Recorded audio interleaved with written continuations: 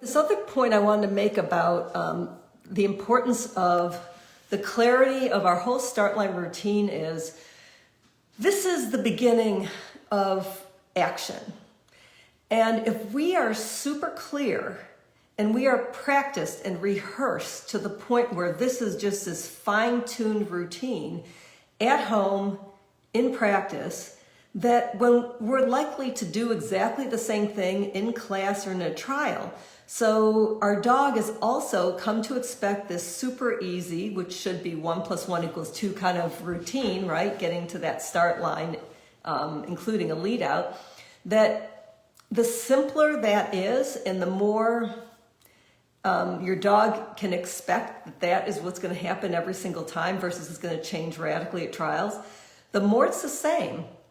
I believe the easier it is for our dogs to be able to do this when the environment is more challenging because it is such a known behavior. So what I'm talking about here is like if I'm going to lead out, like I like to lead out with authority and confidence. So if I'm going to do that in practice, I'm going to do that at home, I'm going to do it between 2 mark buckets, I'm going to do it everywhere. I'm going to do it at the trial. I'm not going to all of a sudden start be like, facing my dog and backing up and putting my arms up and doing all that stuff. I'm going to do exactly my routine because it's so practiced and rehearsed that that is the thing I'm going to do.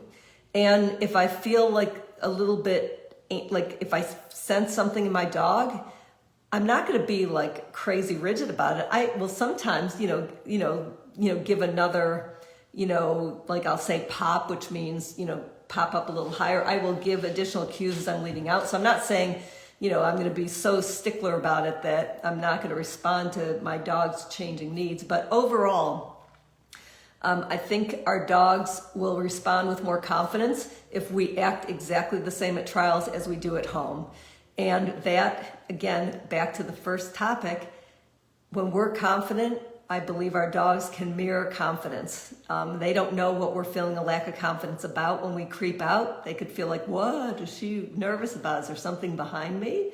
Is it me? What's up? What am I doing wrong? So I think it's just a really good way of thinking about ourselves and how our attitude is more important than perhaps we've given it credit. And again, what this is all focusing on is our relationship with our dog, our relationship to ourselves, versus, this external goal of, I want to have a successful run, I want my dog to stay, I want to be able to run this course, that kind of thing. So there's another implementation of the priorities that Ocean puts forth, which is, observe your dog, connect with compassion, engagement with joy, not engagement with insecurity.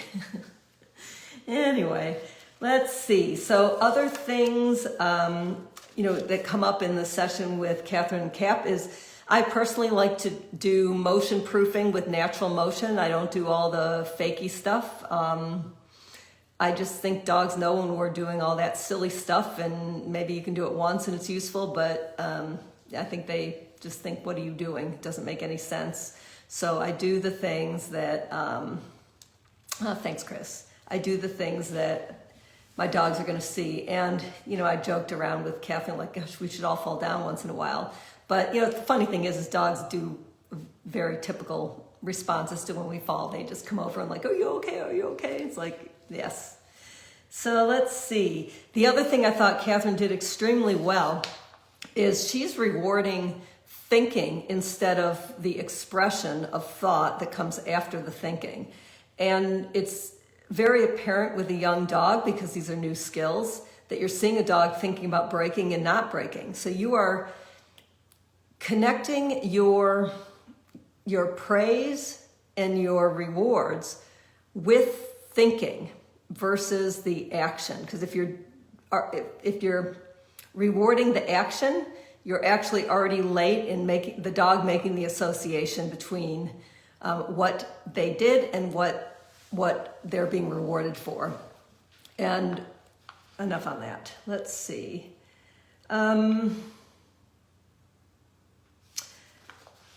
I wrote, the session has good reminders for mixing things up. Yep. And I really liked how thoughtful Cap is. Cap's a border collie, and I'm sure if Catherine would have trained with a different style, that Cap could be very wound up, frenzy. That is, I could have done the same with Dakota. And the thing that I love about mark training with young dogs and puppies is it creates an association with us and training that involves some pauses. So in the longer I've been working with everybody in Ocean, the more I realize that there is so much power in using pauses during training, that it creates an undulation of the dog's arousal. It creates those natural pauses that happen when two dogs are engaging in play, whether like on the sofa, which Dakota and Lil did just yesterday. I'm like, oh my gosh, there are just constant pauses where everybody just stops for a minute and then they engage. And the same thing happens when dogs are running. I really believe at this point that when we incorporate pauses into our training, that it's something that feels very natural to our dogs. And prior to incorporating mark training, so if we're just doing this continuous motion, that our dogs can feel like, overwhelmed by the fact that we are not taking pauses. And they might be greatly relieved when we finally have mark buckets that help us take pauses versus just being continuously spinning in activity. If you have questions about the video with Cap, or if you have questions about what I'm talking about, please post either under this live video or under the Cap video, whatever you're commenting about, and we can get into, I'll certainly respond to that.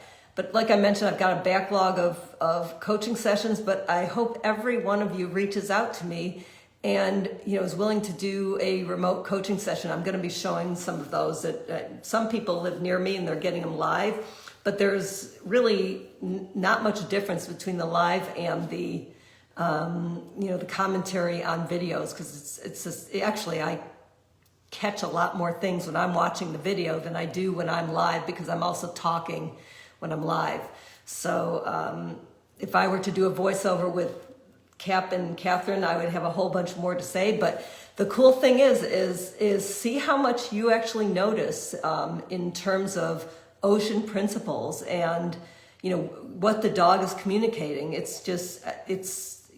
is a great communicator, as are all dogs that have been listened to, right? Because they're going to keep communicating. So versus dogs that have been suppressed and people have tried to stop the communication. So I hope you'll watch that. And one other thing is, I posted a video of Dakota when I realized I had been training him without thinking about it to jump up at the end of runs, and how I just broke the training that I put on him.